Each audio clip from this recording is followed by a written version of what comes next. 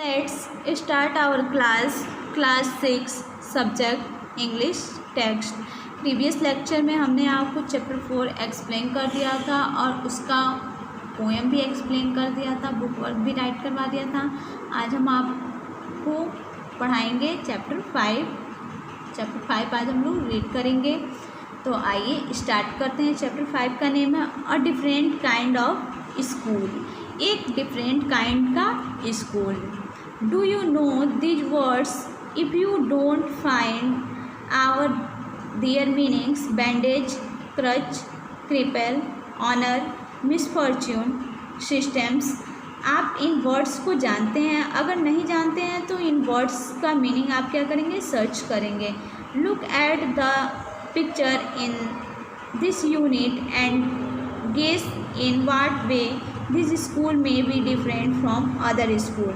आप इस यूनिट में दी गई पिक्चर्स को सीन करेंगे और गेस करेंगे कि किस तरह ये जो स्कूल है अदर स्कूल से डिफरेंट है। तो आइए स्टोरी को रीड करते हैं। First paragraph, I had heard a great deal about Miss Beam's school but not till last week did the chance come to visit it. जो इसका राइटर है वो बोलते हैं कि मैंने एक डिफरेंट काइंड्स के स्कूल के बारे में सुना था। मैंने मिस बीम्स के स्कूल के बारे में काफ़ी सुन रखा था, लेकिन पिछले वीक तक वहाँ जाने का मुझे टाइम नहीं मिला। Second paragraph, when I arrived there was no one in sight but a girl of about 12, her eyes were covered with a bandage। लेकिन जब मैं वहाँ गया, एक वीक जब क्या होता है बीत जाता है तो वो वहाँ पे जाते हैं, जो इस चैप्टर के राइटर है जाते हैं।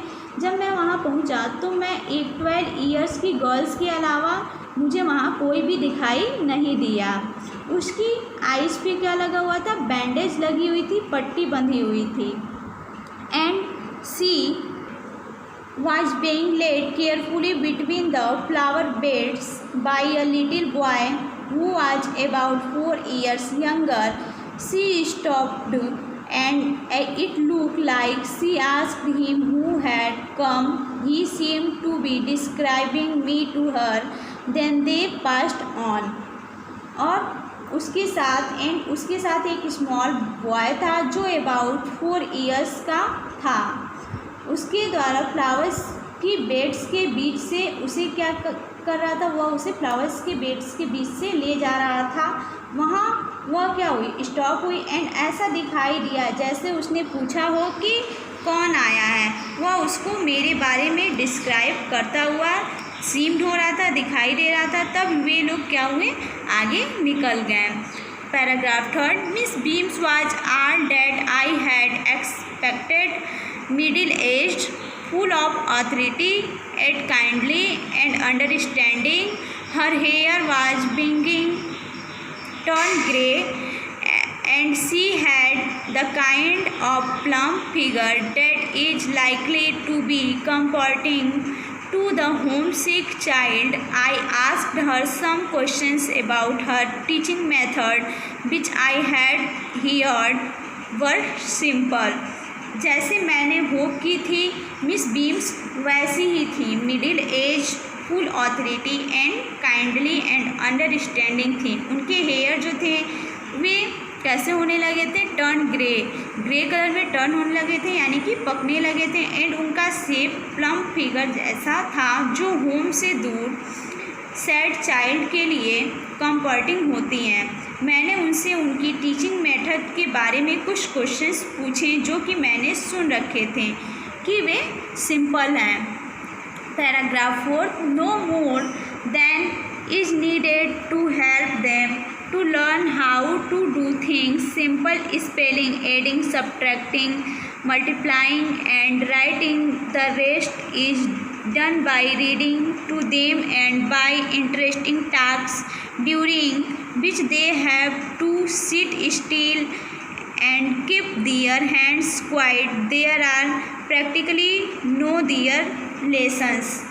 Simple spelling words adding, subtracting, multiply एवं राइटिंग एक्सेट्रा थिंग्स सीखने में हेल्प करने की आवश्यकता से ज़्यादा कुछ नहीं। बाकी वर्क उन्हें सुनकर एवं इंटरेस्टिंग टास्क के द्वारा क्या किया जाता है, सिखाया जाता है, जिसके दौरान उन्हें साइलेंट बैठना होता है तथा अपने हैंड्स को क्वाइट रखना होता है। एक्चुअली में अदर एनी लेसन्स नहीं होते, अदर एनी कोई भी लेसन्स नहीं होते हैं।